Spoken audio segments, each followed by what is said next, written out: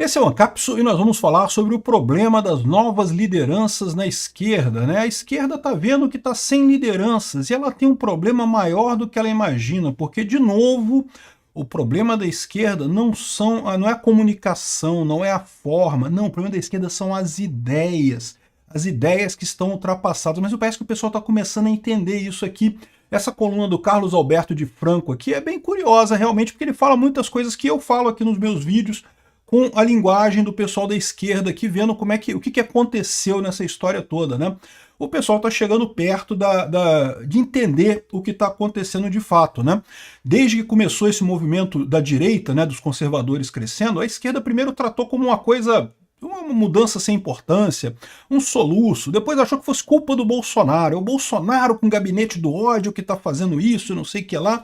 E agora Bolsonaro foi tirado do poder, não tem mais dinheiro para o gabinete do ódio e continua a direita com muita força, ou seja, não é isso.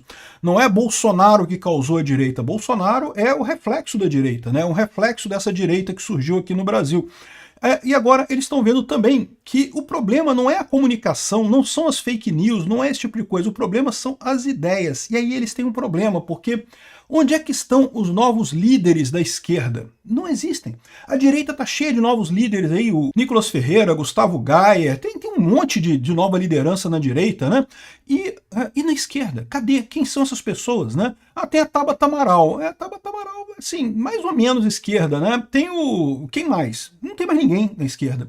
Vamos entender esse assunto aqui, qual que é esse dilema do pessoal aqui, que eles ligam isso diretamente à questão da agenda identitária, que está falindo não só aqui no Brasil, mas lá nos Estados Unidos também. Essa notícia foi sugerida por Augusto, o Boulos nem queria trabalhar mesmo, e várias outras pessoas. Obrigado aí ao pessoal que sugeriu notícias lá no nosso site, no visãolibertaria.com, e obrigado a você que está assistindo o nosso vídeo. Se você gosta do nosso conteúdo, por favor, deixe o seu like, se inscreva aqui no canal, né?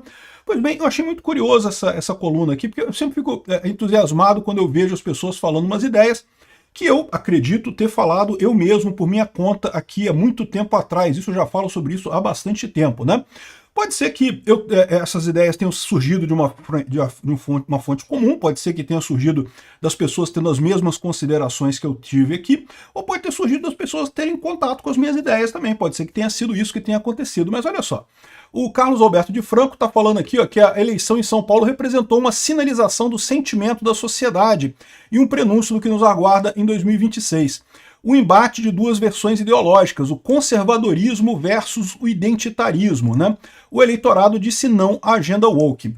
Então repara, o que eles estão dizendo aqui? É aquela ideia que eu falei para vocês. Ainda persistia em muita gente da esquerda, né, que eles agora querem usar o termo progressista, eles não querem mais usar o termo esquerda, porque a esquerda pega mal, né? E a esquerda, vocês sabem, adora prestar atenção no significado das palavras, eles dão muita importância a isso. E eles não estão errados, não, tá? Realmente as palavras, elas têm essa importância. É importante a gente abandonar palavras ruins, abraçar palavras boas e coisa e tal. Mas enfim, isso é assunto para outra hora. Os progressistas estão percebendo, eles achavam, né, que o problema era o Bolsonaro, que o Bolsonaro, usando fake news e disparos em massa no WhatsApp e usando desinformação nas redes, fez a população brasileira virar conservadora e não sei o que lá e coisa e tal, o que é uma ilusão sem sentido, não tem lógica nenhuma isso daí. O fenômeno, como eu falei para vocês, é outro totalmente diferente. E o que aconteceu? Eles achavam que tirando o Bolsonaro, portanto, se Bolsonaro é a causa do problema, de tirando o Bolsonaro, o problema se resolve. E não se resolveu. Aí tornaram o Bolsonaro inelegível, né? Agora Bolsonaro é inelegível, as pessoas não apenas... Bolsonaro não é mais o presidente, como ele não tem chance de ser presidente em breve, agora ninguém mais vai levar o Bolsonaro a sério. E não mudou a coisa, né? Aí agora o último obstáculo foi as eleições, porque eles viram na prática nessas eleições o que eu falei aqui para vocês, que a direita ganhou com força. O que eu quero dizer com a direita ganhou? Os candidatos que adotaram a pauta da direita, a pauta conservadora, ganharam. E foi tanto isso, tão forte isso, mesmo independente de ser de PSD, de ser MDB, PP, até o PT, até o Boulos, se você reparar, o Boulos falou que era contra o aborto, o Boulos falou que era contra a liberação de drogas, o Boulos falou que a Venezuela é uma ditadura. tudo coisas da pauta da direita, até o Boulos falou isso, tá? Ou seja, houve essa mudança. Nessa eleição ficou claro para esse pessoal que a mudança é de base. O Bolsonaro não foi a causa da população ter virado para a direita, bem como o Trump também não foi a causa da população ter ido para a direita nos Estados Unidos, o Boris Johnson não foi a causa da população ter ido para a direita na Inglaterra, e por aí vai, né? Em todos os países do mundo você viu, o que aconteceu foi a população caminhando para a direita, né? Aí ele fala aqui, ó, o debate ideológico continuará nas próximas eleições e coisa e tal. A música de fundo da eleição presidencial, gostemos ou não, será uma sinfonia ideológica e cultural. Terá, mais uma vez, a mobilização entre esquerda, um sol poente, e o conservadorismo, com grande capacidade de mobilização. A esquerda está acabando. Isso é natural. Por quê? Porque a esquerda está no poder no Brasil há 20, 30 anos já. Fernando Henrique era de esquerda, né? Com certeza, já tá isso e muito mais. Na verdade, se você for olhar esquerda do ponto de vista esquerdista mesmo, o Brasil nunca teve um governo que não fosse de esquerda até o governo do Bolsonaro. Sempre teve esquerda que, no sentido que eu gosto de dar, que é a esquerda, são as pessoas que acham que um Estado grande resolve o problema. Um Estado mais forte, um Estado mais presente resolve os problemas da situação. Enquanto a direita, isso é uma definição minha de direita e esquerda, a direita são as pessoas que privilegiam o indivíduo, a livre iniciativa, o mercado, e acham que o Estado atrapalha. Algumas pessoas até acham dentro da direita que o Estado é necessário, você tem que ter um Estado mínimo ali para garantir algumas coisas e coisa e tal, mas que via de regra o Estado atrapalha. Então o caminho correto é diminuir o tamanho do Estado. A direita acha que o Estado tem que crescer para poder resolver os problemas do país.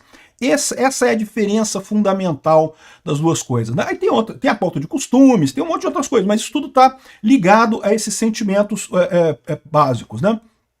E aí ele fala aqui, ó, o conservadorismo, frequentemente maltratado e incompreendido, é um fenômeno em ascensão e não pode ser julgado na catacumba das nossas coberturas ou tratado de modo caricato, merece uma análise.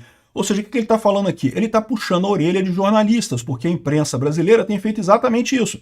Qualquer um que seja direita é bolsonarista, é Hitler, é Mussolini, é fascista, e não sei o que lá. E não é isso, isso não está funcionando, simplesmente não está colando mais essa parada, né?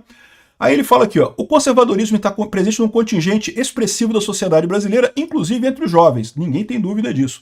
Eu diria que os jovens são mais conservadores do que a minha geração, por exemplo. É preciso entender a razão dos outros, mesmo quando não coincide com a nossa. A maioria da população brasileira não se alinha com as ideologias e práticas da agenda da esquerda identitária. Rapaz, o cara descobriu o fogo aqui e a roda ao mesmo tempo. Olha que coisa, bicho. Agora o cara percebeu. E quando eu falo que o brasileiro não acha a agenda de identitarismo ridícula, é isso mesmo, acham ridículo. Todo mundo, não é só o pessoal da direita, não. Até o pessoal da esquerda acha ridículo. Eu digo o povão em si, né? É lógico, as elites aristocráticas socialistas acham lindíssimo o negócio da agenda identitária, né? Aqui, ó, o advento das redes sociais, rompendo a hegemonia da agenda pública e cultural, gerou o fenômeno da desintermediação disruptiva. Ah, o cara está falando com outras palavras o que eu falo aqui também.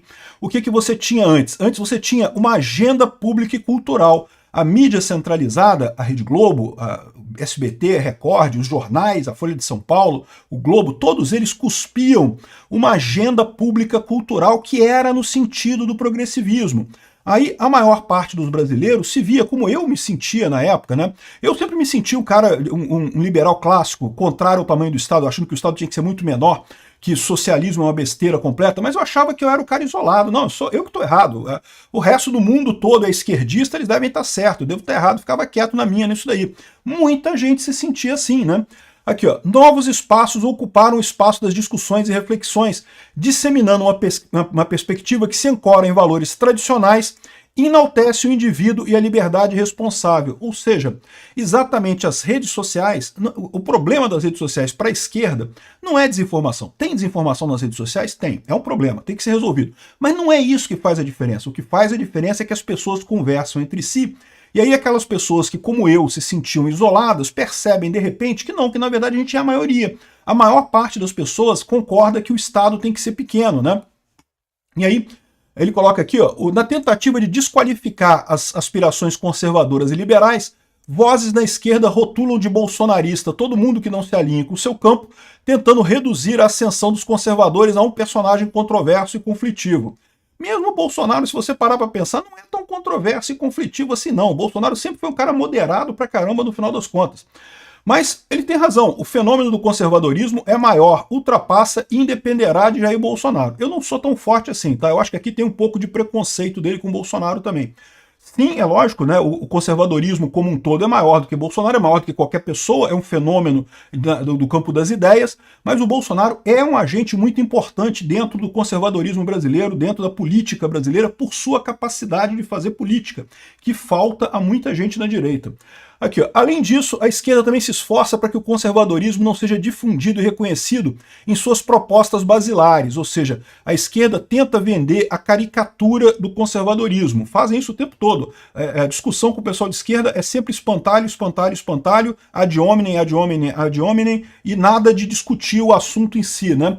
Aqui, ó, o conservadorismo não apenas tem o direito de existir, como tem se mostrado muito representativo de uma boa parcela, talvez da maior parcela da população brasileira. Eu diria que da maior parcela. O pessoal, eu falo para vocês, o pessoal do Nordeste, por exemplo, que vota com a esquerda, é muito conservador. É que o pessoal lá ainda está anestesiado nesse negócio de esquerda, direita, de ganhar dinheiro do governo e coisa e tal. Mas o povo do Nordeste é extremamente conservador. No momento que eles se identificarem de verdade, vem todo mundo para a direita. Aqui, ó, o mundo todo experimenta essa tendência. Eu falo isso também. O mundo todo experimenta essa tendência. Até pouco tempo atrás, a leitura e repercussão dos acontecimentos estava sempre ou quase sempre modulada e filtrada por um olhar iluminista e marxista. O que ele está dizendo aqui? É o que eu falei, as redes de televisão, Rede Globo e coisa e tal, dava notícia com um viés marxista, com um viés socialista. O que eu faço aqui no meu canal é exatamente o contrário, eu dou as notícias com um viés libertário. Nem sempre eu falo de libertarianismo aqui, nem sempre eu falo de anarcocapitalismo aqui, de vez em quando eu falo uma coisa ou outra, mas tipicamente o que eu faço é só isso, eu dou a notícia com um viés libertário, com um ponto de vista libertário. E isso já basta para muita gente perceber um outro ponto de vista das coisas, né? E aí, as pessoas, mesmo na contramão de um sistema de poder coletivista e hegemônico, descobriram a força e o brilho da liberdade e do individualismo, eu acrescentaria aqui. O pensamento conservador e liberal assusta e desestabiliza os detentores de uma hegemonia que começou a experimentar o sabor do ocaso. Estão acabando, concordo, a esquerda está com esse problema. O conservadorismo busca a primazia do indivíduo, da liberdade de expressão, da igualdade de condições perante leis e direitos, de uma educação sem doutrinação e a defesa da família. O jornalismo não pode ficar de costas para o fenômeno conservador. Ou seja, é aquilo que eu falo, o cara aqui está certo, ele chegou no ponto certo de analisar a coisa. Só que isso não quer dizer que essa vai ser a conclusão da esquerda como um todo. Eu já falei para vocês, a esquerda vai dançar, vai tentar se analisar e coisa e tal, e no final das contas vai chegar à conclusão de que a culpa é do Bolsonaro, tem que prender o Bolsonaro, e a culpa é das fake news nas redes sociais, tem que proibir rede social. Eles vão chegar lá, porque não tem alternativa. Quer ver por que não tem alternativa? Aqui, ó. O pessoal se perguntando aqui, a esquerda não pode mais adiar a busca de novas lideranças. E eu concordo, realmente, a esquerda não tem liderança. Cadê a liderança da esquerda? Quem que surge na esquerda com o brilho do Nicolas Ferreira, do Gustavo Gaia, de uma pessoa da direita aí, do próprio Tarcísio, que o Tarcísio surgiu para o mundo político agora, né? Não era um cara político, né? Então, ou seja, a esquerda não tem essas lideranças, não tem essa renovação que está acontecendo, né? E aí começa a ter um caso curioso. Por exemplo, o Boulos aqui, ele reconhece o resultado eleitoral adverso, falando justamente sobre a questão da pauta dele que está em desacordo com o que quer o povo de São Paulo. É uma decisão, uma admissão do Boulos que é até surpreendente, assim, honesta, né? E ele percebeu isso, porque na própria campanha, como eu falei, o Boulos falou que era contra o aborto, que era contra a legalização das drogas. Ele mudou a opinião em relação ao que ele falava antes. Aqui, ó, Ciro Gomes também tá se movendo para a direita, que o pessoal tá falando que o Ciro Gomes lá no Ceará também tá querendo fazer um movimento mais à direita, mais conservador e coisa e tal. Só que aí que você tem o problema. Por quê? Porque essas lideranças que eram de esquerda e migram para o conservadorismo, elas não inspiram confiança, meu amigo. Na era da internet, que tem tudo registrado, tudo que você falou na sua vida registrado, não inspira confiança uma pessoa que há 3 semanas atrás falava que era a favor da liberação das drogas, que falava que era a favor do aborto, que falava que Maduro ganhou a eleição legítima na Venezuela, que a Venezuela é uma democracia, não sei o que lá. Aí, 3 semanas depois, o cara muda de ideia. Quem que garante que ele não vai mudar de ideia depois, né? Não consegue fazer isso. E esse é o problema da esquerda. Eles perceberam essa movimentação, mas eles não conseguem mudar a tempo, é muito rápido para eles. Eles não conseguem gerar novas lideranças que não tenham esses cacuetes marxistas, esses cacuetes de esquerda. E isso vai ser a morte deles. Então, o que vai restar para eles? Culpar Bolsonaro, culpar as fake news, tem que regular o Twitter, fechar as redes sociais e não sei o que lá, e todo mundo de direita é nazista, e aquelas coisas todas vão continuar insistindo nisso, apesar de já ter muita gente dentro da esquerda que já percebeu o que é que está acontecendo. Obrigado por assistir o vídeo até o final. Além de curtir, compartilhar e se inscrever no canal, considere se tornar patrocinador com valores a partir de R$ 1,99. Clique no botão Seja Membro abaixo para saber as condições e vantagens de patrocinar o canal. Mais informações sobre o nosso projeto, visite nossos sites indicados na tela.